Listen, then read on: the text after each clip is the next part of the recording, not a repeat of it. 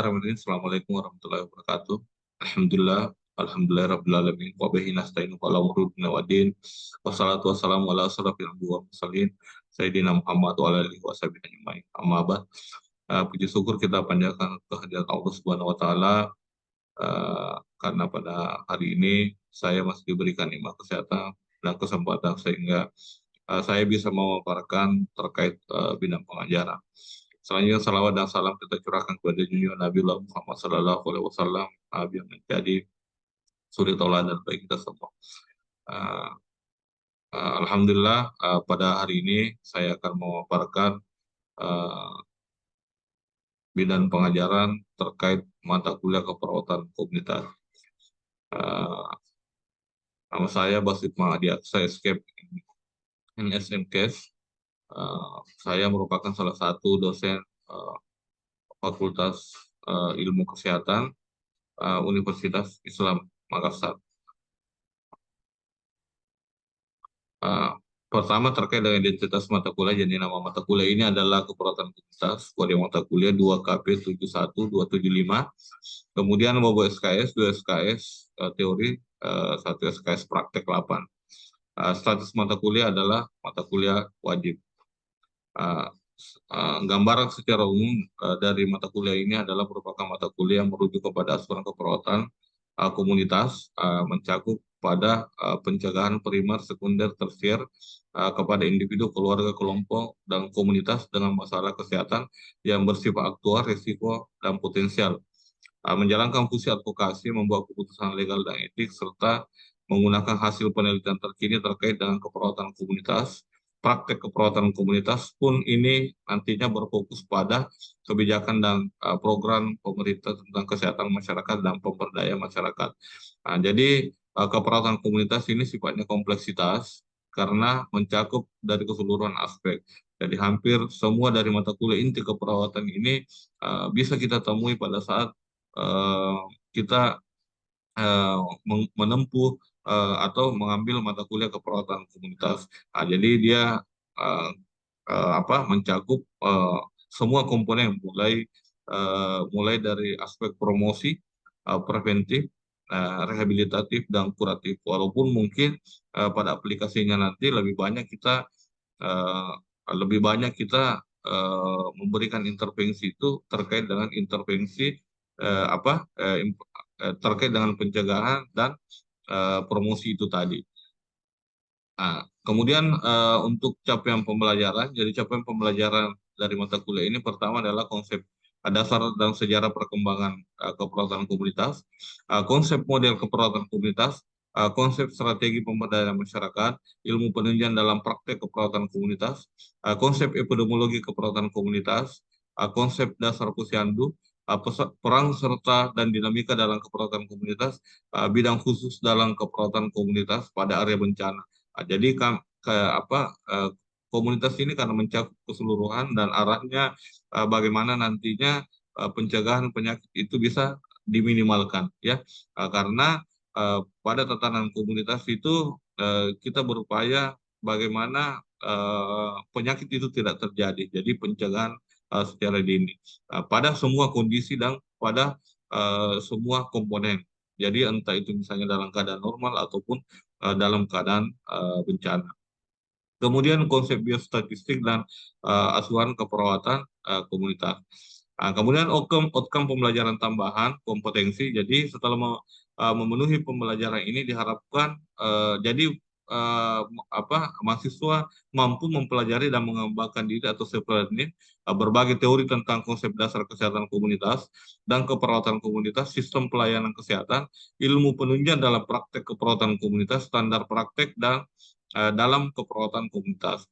Kemudian mampu melakukan analisis terhadap persoalan nyata dan penyelesaian dengan tepat khususnya yang berhubungan dengan keperawatan komunitas. Kemudian memiliki kemampuan untuk bekerja secara tim, berdiskusi terhadap masalah keperawatan komunitas yang muncul. Jadi tambahan kompetensi soft skill ini diharapkan bahwa ini menjadi nilai tambah tersendiri bagi perawat. Jadi karena visi dari kami punya prodi itu terkait dengan home care, tentu tentu diharapkan nanti mahasiswa kami memiliki kompetensi khusus agar supaya mereka bisa mandiri secara praktikal. Kemudian untuk metode pembelajaran, jadi untuk di metode pembelajaran di sini kami menerapkan metode DIA, Delivery, Interaction, eh, eh, dan asesmen. Jadi untuk delivery-nya bentuk penyampaian yang kami bentuk penyampaian yang kami sampaikan yang saya sampaikan pada mahasiswa pada awal pertemuan itu menekankan pada aspek partisipatif mahasiswa. Karena metode pembelajaran saya menganut student learning. Jadi fokus pembelajaran ada pada mahasiswa. Jadi mungkin di dalam penyampaian apalagi namanya perkenalan nantinya itu saya sedikit banyak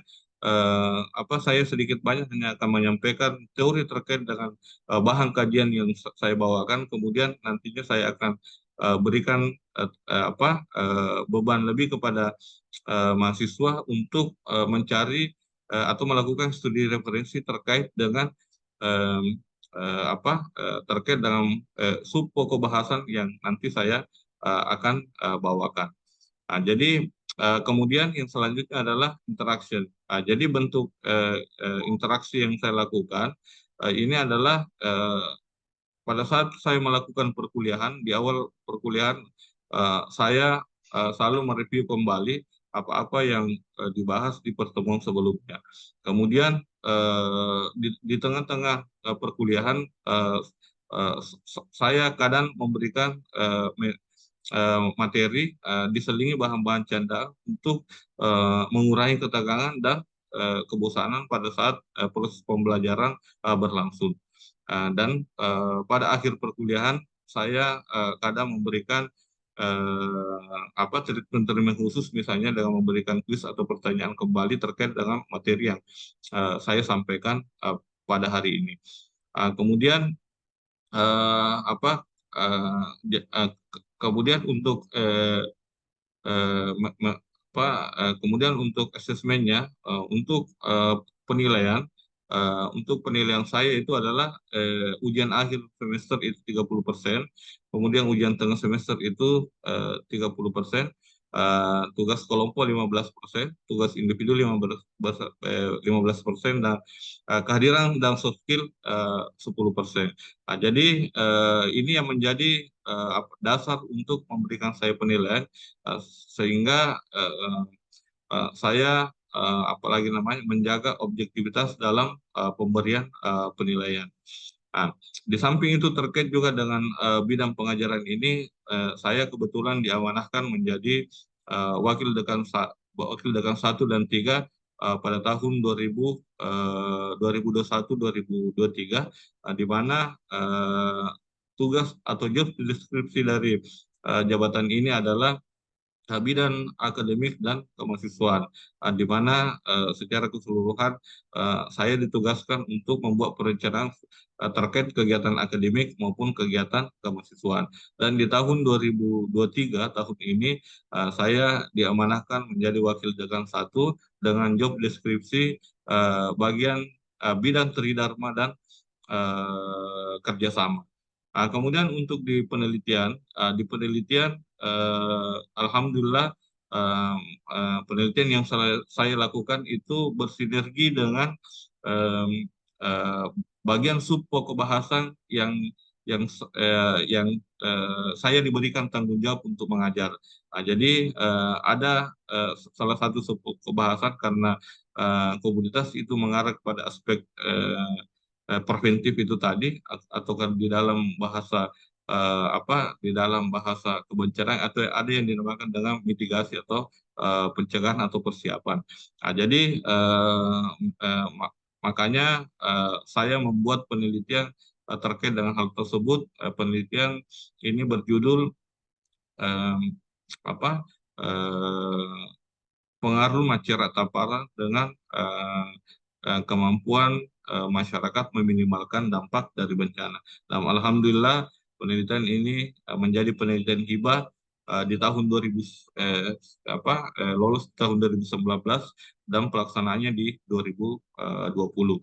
Eh, Penelitian juga ini saya buatkan Haki di tahun yang sama, yaitu di tahun 2020. Hasil dari penelitian ini saya jadikan menjadi bahan ajar di dalam mata kuliah terkait dengan area khusus keperawatan komunitas, yaitu area terkait dengan keperawatan komunitas pada area bencana. Di mana dengan hasil penelitian ini saya melihat bahwa ada beberapa hal yang apalagi namanya yang sebenarnya bisa dimasuki oleh mahasiswa ataupun mungkin tenaga kesehatan terkait untuk merubah paradigma dari masyarakat, ya. Jadi budaya ini menjadi hal yang sangat baik atau yang sangat bagus untuk kita merubah paradigma masyarakat terkait dengan perilaku hidup sehat itu tadi. Kemudian untuk di pengabdian, jadi di pengabdian saya pun merunut kepada hal-hal yang terkait dengan kebencanaan itu tadi. Jadi saya melakukan pengabdian masyarakat di tempat penelitian saya dengan judul inisiasi eh, inisiasi mitigasi bencana terhadap pelaksanaan dalam meminimalkan dampak bencana. Eh, jadi pengabdian ini lebih kepada bagaimana saya mempromosikan perilaku hidup bersih dan sehat itu tadi pada saat bencana terjadi. Kemudian bagaimana eh,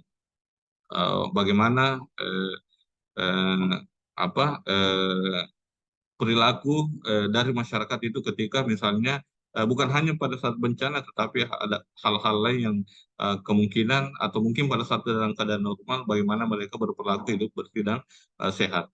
Nah, kemudian pengabdian ini alhamdulillah saya prosidingkan karena kebetulan setelah saya melakukan penelitian ada kegiatan yang dilakukan oleh universitas yang kerjasama dengan Universitas Unisma Malang terkait dengan pengapmas yang tadi yang saya lakukan itu saya muat di dalam prosidin.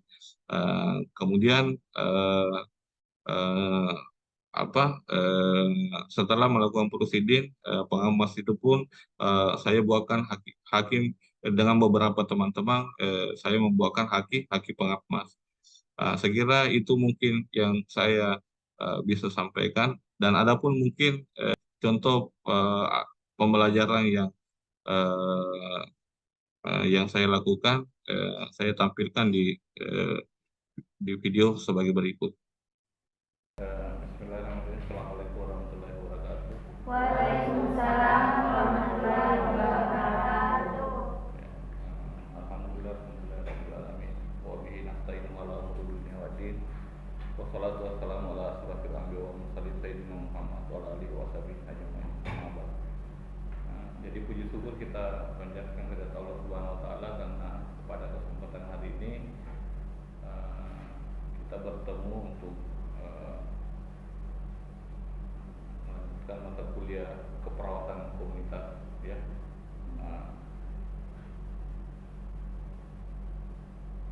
Di pertemuan sebelumnya kita telah melakukan kontrak belajar, ya, terkait dengan keperawatan komunitas. Jadi pada kesempatan hari ini saya akan menjelaskan mengenai rencana program dan kegiatan pembelajaran semester untuk mata kuliah keperawatan komunitas.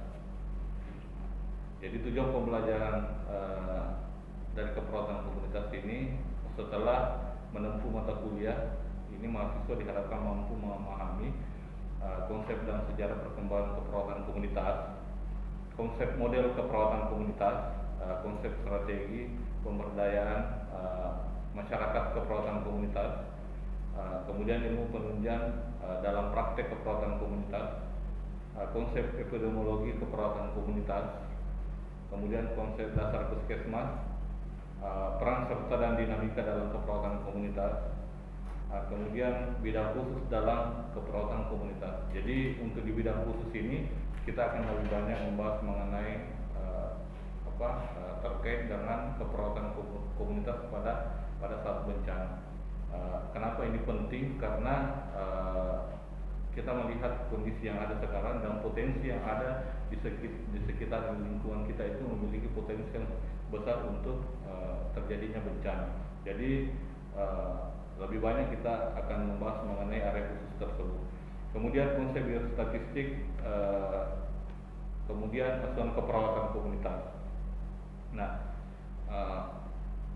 capaian pembelajaran atau outcome pembelajaran pada mata kuliah ini, setelah memenuhi tujuan pembelajaran ini, mahasiswa diharapkan mampu mempelajari dan mengembangkan sendiri self learning. Artinya bagaimana nantinya lebih banyak mahasiswa itu peka terhadap pelajaran itu sendiri, ya. Jadi berbasis student, ya, student learning. Berbagai konsep teori tentang konsep dan dasar kesehatan komunitas dan keperawatan komunitas, sistem pelayanan kesehatan, ilmu penunjang dalam praktek keperawatan komunitas, standar dalam keperawatan komunitas. Aspek-aspek inilah nantinya yang mungkin nanti kita akan aplikasikan pada saat kita melakukan praktek komunitas. Dan saya kira nantinya akan ada praktek terkait dengan keperawatan komunitas itu sendiri. Bagaimana Anda melihat komunitas itu secara fakta di lapangan, ya. Jadi kita melihat support sistemnya, kemudian interaksi sosialnya dan lain sebagainya. Karena kenapa? Di dalam tatanan komunitas itu sifatnya dia kompleks, ya. Dia kompleksitas. Jadi berbeda misalnya dengan departemen keperawatan yang lain yang misalnya hanya mengacu kepada klaim itu sendiri. Tetapi di komunitas itu kita berbicara mengenai keseluruhan dari support sistem yang ada di komunitas itu. Nah, kemudian yang selanjutnya adalah mampu melakukan analisis terhadap persoalan nyata dan merekomendasikan penyelesaian dengan tepat, khususnya berhubungan dengan komunikasi keperawatan. Nah, ini tadi yang pada saat saya jelaskan mengenai materi yang akan kita sampaikan. Lebih banyak nanti kita akan berbicara mengenai bagaimana interaksi sosial, entah itu misalnya interaksinya secara vertikal, entah itu interaksinya secara horizontal di tengah-tengah masyarakat. Karena kenapa kadang paling banyak kondisi kesehatan itu mencapai tahap yang tidak tidak mampu kita tanggulangi ketika misalnya dia tidak mampu dideteksi secara dini. Nah, ini banyak ketika kita berbicara tadi mengenai area khusus ini, banyak misalnya pada saat kejadian bencana, saya contohkan saja misalnya pada daerah sekitar di sini itu rawan bencana banjir. Kebanyakan misalnya masyarakat baru siap ketika bencana itu datang. Jadi tidak ada persiapan bagaimana misalnya nantinya apa yang mereka lakukan ketika terjadi banjir, ya. Walaupun mungkin beberapa daerah di Kota Makassar ini sudah ada yang misalnya mitigasinya bagus, seperti misalnya rumahnya mereka sudah mereka tinggikan dan sebagainya. Artinya ada mitigasi yang mereka lakukan sehingga ketika ada warning face terhadap bencana itu mereka siap untuk mengatasi atau siap beradaptasi dengan bencana tersebut. Nantinya diharapkan bagaimana komunikasi yang terjadi antara masyarakat dengan tenaga kesehatan itu bisa bisa related, ya, artinya ketemu antara yang satu dengan yang lainnya. Kemudian memiliki kemampuan untuk bekerja secara tim, berdiskusi dan berpikir kritis terhadap masalah keperawatan yang mungkin nantinya akan muncul. Jadi dalam artian bahwa yang dimaksud di sini adalah bagaimana nantinya hadirnya perawat di sana menjadi mediated atau mungkin paling tidak menjadi change atau mungkin menjadi fasilitator bagi masyarakat dengan pemerintah setempat, ya. Karena biasanya ini yang tidak ketemu, ya, ada miskomunikasi antara masyarakat dengan misalnya tenaga kesehatan yang ada di daerah tersebut. Kemudian yang selanjutnya adalah jumlah jam terkait dengan pelaksanaan mata kuliah ini. Nantinya ini karena ini terdiri dari dua SKS kali 16 minggu. Nantinya untuk metode pembelajaran ada juga diskusi kelompok. Nantinya setiap pertemuan itu untuk total pertemuan itu 32 jam dalam 16 kali pertemuan. Kemudian ujian MIT akhirnya 2 jam satu kali pertemuan, totalnya 34 jam 16 kali pertemuan. Kemudian untuk kegiatan mingguan, yang pertama itu pertama topik pembahasannya, nanti kita akan melakukan metodenya itu tatap muka, kemudian membahas mengenai item-item yang tadi saya sebutkan, mulai dari konsep dan sejarah perkembangan keperawatan, konsep model keperawatan komunitas, kemudian konsep strategi pemberdayaan masyarakat keperawatan komunitas, ilmu penelitian dalam praktek keperawatan komunitas, konsep epidemiologi keperawatan komunitas, latar belakang upaya dan pencegahan dan progresi terhadap penyakit dan indikator. Jadi pada tahap ini mungkin nanti itu ada sampai pada tahap mid semester. Kemudian untuk setelah mid semester di pertemuan ke-10 itu kita akan membahas mengenai konsep dasar puskesmas, kemudian peran serta dan dinamika keperawatan komunitas, peran serta masyarakat, tujuan faktor yang mempengaruhi bentuk, wujud dan tujuan. Kemudian bidang khusus keperawatan komunitas ini kita akan berbicara banyak mengenai mitigasi bencana, ya, pengertian, kemudian tujuan, klasifikasi bencana itu, kemudian sasaran dari mitigasi tersebut. Jadi terkait dengan ini kita hanya banyak berbicara mengenai mitigasi, ya, bagaimana persiapan untuk menghadapi bencana, ya. Karena mungkin daerah-daerah lahan tempat praktek nanti kita itu potensi besar untuk terjadi bencana. Jadi tidak terlewatkan tahun tanpa adanya bencana. Jadi pasti ada bencana dalam satu tahun itu, sehingga kita harus mempersiapkan hal tersebut. Kemudian konsep statistik, kemudian kegunaan ruang lingkup, pengumpulan, pengolahan dan penyajian. Kemudian setelah itu asuhan keperawatan komunitas. Kenapa asuhan keperawatan komunitas ini terakhir? Karena kita berbicara mengenai holistik komprehensifnya itu tadi, ya. Kemudian kita masuk ke terkait dengan keperawatan komunitas pada bencana. Jadi kenapa ini menjadi penting di dalam komunitas? Karena banyak perawat yang tidak siap dengan hal tersebut. Padahal kondisi ini yang memungkinkan terjadi, ya. Seperti misalnya dengan adanya COVID ini, itu kan merupakan salah satu bencana. Kadang bencana itu datang, ada bencana yang tidak yang tidak memiliki warning pass, ya. Warning pass yang dimaksud di situ adalah tanda-tanda. Tetapi kalau kita melihat dominan, rata-rata ada tanda-tanda itu, ya. Seperti misalnya tanda-tanda terjadinya misalnya banjir, pasti tanda-tandanya sering hujan, sehingga debit air naik dan lain sebagainya. Jadi di Indonesia pada umumnya itu kita sudah menjadi langganan banjir, ya. Itu dimulai dengan kejadian yang terjadi di Aceh, tsunami yang terjadi di Aceh yang melanda Aceh Tenggara. Jadi ini merupakan salah satu bencana terbesar di dunia, ya, bukan hanya di Indonesia tetapi di dunia.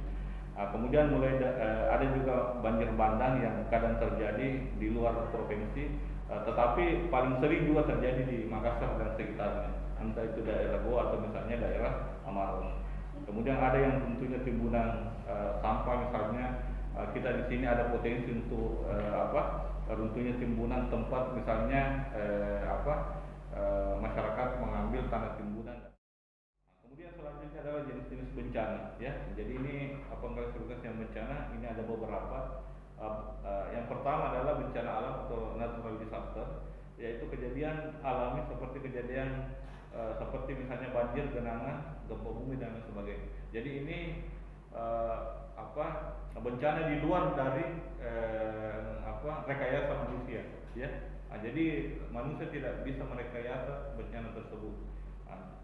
Jadi dia secara alami atau biasa dikenal dengan natural disaster. Kemudian ada bencana ulah manusia atau man-made disaster. Jadi kejadian-kejadian karena perbuatan seperti misalnya tabrakan, kebakaran dan lain sebagainya. Kemudian yang selanjutnya adalah bencana berdasarkan cakupan wilayah. Ada yang dinamakan pertama itu bencana lokal, memberikan dampak pada wilayah sekitarnya yang berdekatan, dan ini saya kira hampir sering kita alami ya, misalnya banjir dan sebagainya. Banjir di daerah Makassar juga dialami oleh misalnya daerah-daerah sekitar. Kemudian ada bencana regional, memberikan dampak atau pengaruh pada area geografis yang cukup luas ya. Seperti misalnya terkait dengan teror-teror yang ada, misalnya teror yang ada di Makassar itu juga merupakan bencana, ataukah misalnya letusan Gunung Merapi misalnya, karena berdasarkan data demografi dan geografis itu di daerah Sulawesi itu daerah yang paling terbanyak pegunungan ya, walaupun mungkin kalau kita berbicara mengenai apalagi namanya gunung aktif itu hampir hanya sebagian kecil di Sulawesi. Kemudian yang selanjutnya adalah fase-fase bencana. Jadi fase bencana ini